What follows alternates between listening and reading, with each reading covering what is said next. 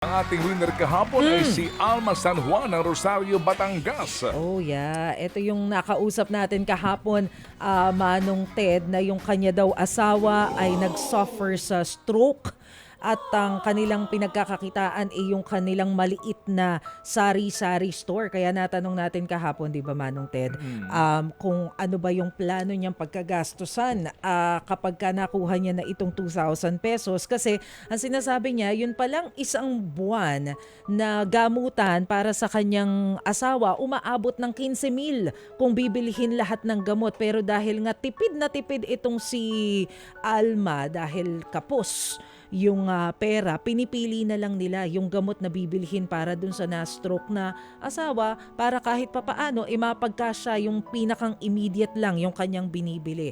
Si Alma po ay may dalawang anak. Yung kanyang isang anak ay nag-aaral na, grade 10, pero yung kanyang 4 years old ay hindi pa nag-aaral. So, ngayon, Manong Ted, may ipinadala sa atin si Alma na video ng kanilang tindahan para makita natin yung sitwasyon nila dyan sa Rosario, Batangas. Pinakita din niya yung kanyang asawa na nakaka-experience ngayon o yung nagsasuffer nga sa stroke. Tingnan natin yung kanilang video. Ito yung kanyang mga patunay Ito po sa kanyang ang kwento.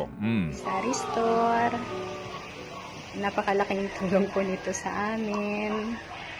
Mula po nung ma-stroke po yung aking asawa.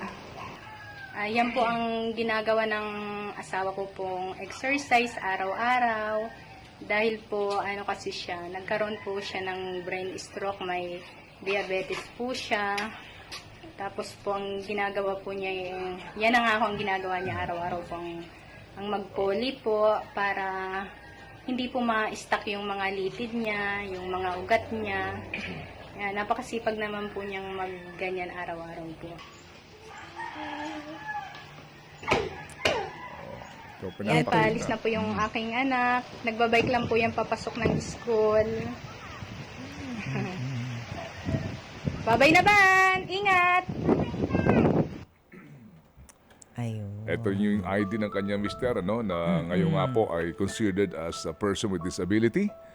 Ito po yung kanyang mister din habang nagpapa-check up, nakaupo sa wheelchair, at ito po yung kanilang family picture.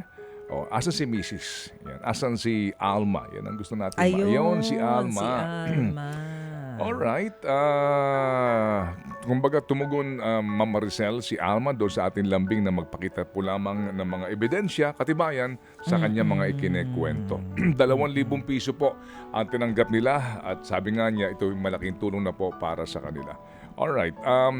Si Alma kaya ay maaari natin din tawagan this morning kung sakasakali lang but kung atin siya mabibigyan ng pagkakataon this morning, bago din po itong ating supposed to be po ay winner para po sa ating pong contest this morning. Kami po muli humihingi po ng paunawa sa ating mga nakapakinig sa portion na ito po ng ating pong programa dahil sa amin po, higit sa lahat po ng segment sa programang ito maliban po sa The Daily Brad, ito ang pinaka-importante. Ito pong mga kwentong buhay na ito para lang ho natin maunawaan kung gaano karaming mga pamilyang Pilipino naghihirap ngayon. Kung gaano karaming mga pamilyang Pilipino, na hindi malamang kung paano maitatawid ng pangangailangan. Napakarami po nila. Ang iba ho talaga dito, hindi man lang inaabot ng 4-piece program Oo. Ang iba po sa kanila ay hindi man lang po nakaamoy ng akap na iyan. Karamihan po sa ating mga nakakapanayam dito. Si Alma ang ating babalikan lamang this morning. Alma, good morning. Hello, good morning po. Sir Good morning. Ted. Good Oo. morning po. Good morning. Salamat sa iyong padalang video. Itong tindahan yun, Maraming salamat po. itong tindahan yun na ito, napansin ko, bagong gawa lang ba ito? Simentado siya, meron siyang bakal na harapan. Sino nagpagawa nito? Ay, po sir, pinagawa po namin yung sir, pagkatapos po ma-stroke po nung aking asawa. Na-stroke po yung asawa ko ay May 2023. Pinagawa po namin yan nung July 2023 na po. Saan kayo kumuha ng perang papagawa nito? Dati po sir, may po kami, yung may lupa po kami dati sa Bicol. Yun ho ay nabili po namin dati po noon po. Siguro po mga 2017. Tapos po, nangailangan po kami ng yun nga po, panggamot ng aking asawa. Ang ginawa po namin ay binenta po namin, sir. Tapos nung maibenta po namin, sir, ang ginawa ko po, yung iba po, pinang therapy po ng asawa ko, pambiling gamot. Tapos nagpasiguro po ako, sir, Ted, ng tindahan kasi sabi ko po, wala naman po kami. Wala po sa aming may trabaho, hindi ko po siya pwedeng iwanan. Nagpasiguro po kami, sir, ng tindahan yan po. Tinulungan po ako, sir, nung kapatid kong gumawa po ng tindahan na po yan, sir. So, kumbaga, nagbenta kayo ng ari-arian at ito na ang ginamit ninyo para sa pagpapagamot mo sa mister mo at maging ito na, no, inyong kabuhayan. Kung mamarapatin mo lang, yung lugar nyo na yan sa Batangas, ang pag-aari ng lupa na yan sa pamilya ng asawa mo? Ay, hindi po, sir. Ito po, sir, ay hinulog-hulugan din po namin nung nagtatrabaho po, sir, yung aking asawa. Nagkumuha po kami ng hulugang lupa, sir. Tapos nung matapos na po, sir, yun nga po, nakapagpagawa po kami ng bahay. Lumipat po kami, sir, ng November 2022 po, sir, lumipat kami. Nakaka-anim na buwan pa lang po kami dito, sir. Halos mag-aanim na buwan pa lang po kami. Na-stroke naman po yung aking asawa. 2023. Yung nga yung tadhana na nangyari sa inyo. Akala ko nga Go ahead. akala ko nga po sa magiging okay na po ang buhay namin kasi po sa 10 taon po kaming nangupahan. Sabi ko po, salamat po sa Diyos at hindi na kami mangungupahan, magiging okay na ang buhay namin. Pero mas malala pa po palang nangyari dahil nagkasakit po yung aking asawa. Ano ang Mas mahirap po pala. anong sabi ng doktor sa inyo sa recovery? Anong pangalan ng mister mo, Alma? Mauro Landito po. Mauro. Ano ang sabi ng doktor kay Mauro? So far naman, kumusta ang kanyang improvement? Kasi nga nakikita naman namin, masipag siya mag-ehersisyo. Ano po, sir? Bali, ang kulang na lang po, sir, sa katawan po niya, sir. Yung yung i-close niya po yung kamay niya. Pero, ay, ibubukas po pala. Naku-close na po niya ang kamay niya. Pero po yung pag-o-open po, hindi niya po talaga kaya. Hindi niya magalaw. Go ahead. Go ahead. Ay, wala po kaming pampatherapy, sir. Kaya ang ginagawa po namin, ay ang ginagawa na lang po niya, lahat po na alam niyang makakatulong sa kanyang pag-i-exercise, yung pang ginagawa kasi gustong-gusto na po niyang gumaling. Siya ba'y nakakapagsalita? Yan naman, Siya ba'y nakakapagsalita? Siya ba'y nakakapagsalita? opo, nakakapagsalita naman po. Kaya lang, medyo nag-iba nga po yung ugali dahil siya ay napakabait. Oo, naintindihan Siguro magawa natin. Gawa po siguro nung nagka-blood clot po kasi sa ulo. Kasi yung frustration, yung frustration niya siguro kahit naman sino sa nangyari sa kanya, sa bata, ang bata pa niya, nakikita niya yung sitwasyon din ninyo, yung hirap mo, yung mga anak mo, tapos siya ay nagkaroon ng ganitong, di ba, nagkaroon siya ng ganitong kapansanan. Pero ano ang sabi so far ng doktor? Yung kanya mga kamay ba, maaari pa niyang maigalaw ng maayos? Anong sinasabi recovery ng mister mo? Yun nga daw po, sir. Kailangan nga lang daw po ay makapag-therapy nga daw po siya dahil makakabalik pa naman daw po yun sa dati. Basta daw po nag-therapy. Kaya lang po, sir, ang po nga sa kanya, nag-seizure po siya. Ang pinakamahirap ay nag-seizure po siya. Nakakatakot po pag nag-seizure. Yung last na seizure po niya, nung hindi ko po siya napainom ng gamot, ano po yun? Nung August po, hindi ko po siya napainom at naubusan na nga po kami. Hindi ko po siya napainom ng sa seizure. Nag-seizure po siya na nauntog po yung ulo niya, nagkabukol. Yun nga, pina-check up po namin. Ay, hindi daw po pwedeng alisin yung sa seizure nga yun. Yung gamot na yun, importante kasi kapag siya ay bigla na lang nangingisay, dahil doon sa kanyang blood clot. Ang ulo niya. Naku, napakahirap itong sitwasyon mo, Alma. Sige. So, Alma, si Mr. mo nandidiyan, kasama mo sa bahay si Mauro. No? Opo, nasa loob po. Oo, Nandito sige. po kasi Oo. ko sa labas at Oo. mahina Oh, signal. sige. Alma, ganito, no? Nakuha namin yung video, narinig namin nga Opo. itong iyong mga salaysay na ito at napatunayan naman namin, no? Yung iyong sinseridad dito nga sa iyong ikinekwentong ito. Kung bibigyan ka ng pagkakataon naman din ngayon, ano ang gusto mong unahin? Gamot muna ni Marco, nitong si Mauro. Mauro po. Mm. Gamot muna ni Mauro, kailangan mong bilhin. Opo, sir. Magkano sa Pero siguro- sa isang buwan? Magkano Ay, ang po. kailangan mong maintenance sa isang buwan para kay Mauro? Ano po yun, sir, na kulang-kulang 15,000 megit po siya. Bali, kulang-kulang na po siyang 16,000 po, sir. Sa Pero loob po, sir, hindi ko po pala doon, hindi ko po doon naisama po, sir, yung gamot po niya sa pagsisisure, yung levetiracetam, Keppra po. Mahal po kasi iyon. Nako, ano yan, buwan-buwan, yan talaga ang kinakailangan mong maipon na halaga para lamang sa pag-inom ng gamot ng iyong mister, 16,000. Magkano ang total? Ay, parang nasa 15,800 po yun or 600. Kinumpit ko po yun, nandun lang sa loob. Hindi ko po matandaan. Oh, so buwan-buwan 'yan. So hindi mo nga 'yan hindi mo na iipon 'yan kaya ang binibili mo lang gamot yung kaya mong bilhin, ganun. Opo, sir. Ang binibili ko lang po yung yung para po maiwasan na mag-seizure siya, yung lumala po yung chronic kidney niya dahil meron na rin po siyang ganon. Tapos yung insulin po, sir, tsaka yung para hindi po ulit siya ma-stroke. Oo, naku, napakarami nito. Napagsubok. Meron ba kayong nalalapitan dyan sa ano man, yung AKAP, yung AIX, yung mga programa ng gobyerno? PhilHealth? Hindi po, sir. Wala po. Wala pong napunta dito sa amin. Hindi man lang po pinakakasali sa ganyan po, nakakasama. Meron po ako sir dating napupuntahan po, yung sa DSWD po sa munisipyo, AICS po at ayun. Oh, AIX, oo. Ano po yun? Every 6 months po yun, sir. Every Halimbawa, 6 kumuha months. po ako, pagkatapos ng 6 months po, pwede ulit akong lumapit sa kanila. Yun ho, 1,000 lang po yun. 1,000 lang ang naiaabot sa inyo na pantulong dito sa assistance in persons with assistance to persons in crisis situation, no? To individuals in crisis situation tong AIX.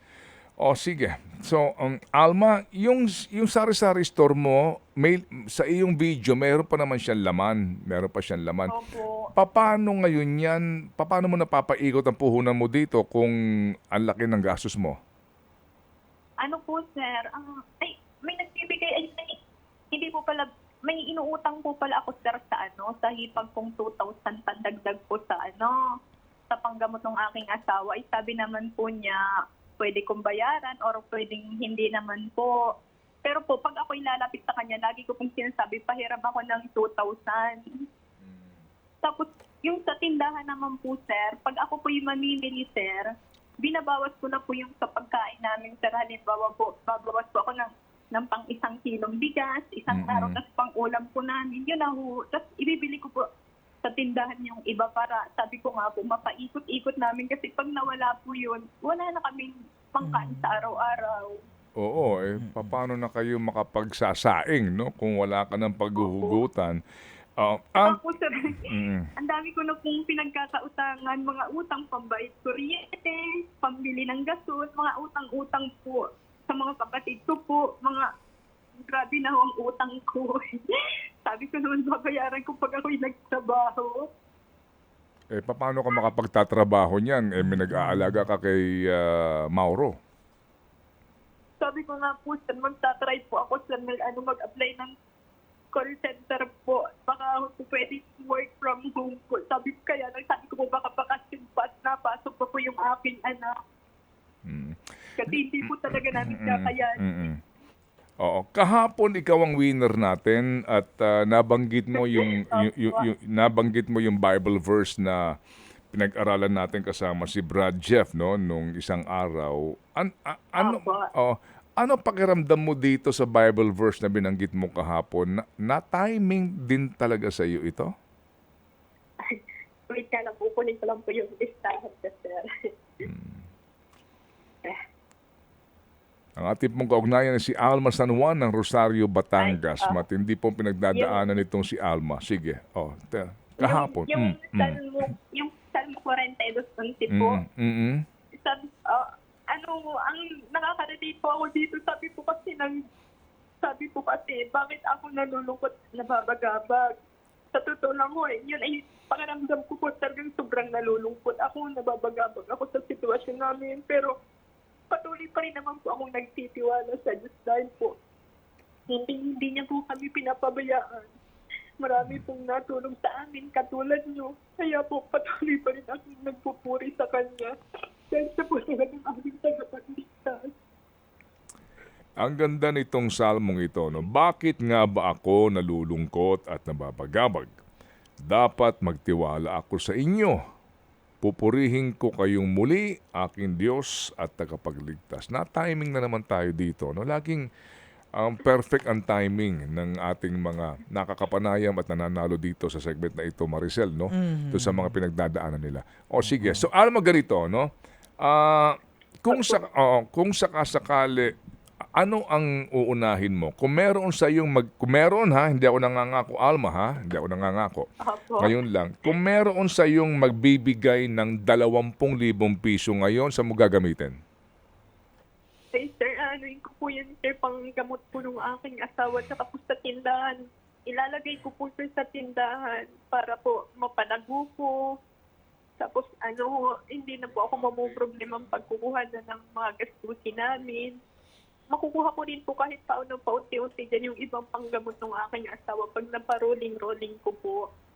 O kasi kung ang kailangan mong halaga ay 15,000 to 16,000 sa isang buwan, sa gamot lamang ni Mauro, kung 20,000 piso ang ibibigay sa iyo, doon pa lang ubos na iyon. Oo nga po. Pero pagkakasyahin ko po, sir. Oo. Pagkakasyahin po namin. Diyan sa diyan sa tindahan mo na yan, ano ang may pinakamagandang maaring madagdag sa kabuhayan mo para umikot ang puhunan mo? Ano po, sir, mga bigas po, sir, tsaka frozen food. Yun po ang mga hinahanap sa amin na wala kami. Tsaka mga alak po, sir. May nabili sa aming alak, soft drink. Malaki po kasi ang mga puhunan nun, kaya hindi ko po ma-provide sa tindahan namin. Okay, sige. Ganito ha, Alma. Ngayon, si Happy Anonymous na nakikinig pa rin sa atin, salamat po na marami sa inyo, pati si Happy Kabalen tsaka si Happy kay magbubuo tayo ng 20,000 ngayon. Okay? Salamat po, salamat. 20,000 ito, ipagkakatiwala namin to sa iyo at ikaw na ang magdesisyon kung saan mo ito balak gamitin muna. Kasi wala kaming pwede ditong maaari maipangako sa iyo kundi lamang yung commitment din ng mga nakikinig sa atin. Salamat po. Oo. Alright, sige. So 20,000 ito, palagay ko naman kahit na magpatumbling-tumbling ka dyan, kahit na ano pang gawin mo, hindi darating yung 20,000 na iyan. At ito'y malaki, palagay ko naman napakalaking tulong na sa tulad mo, Alma.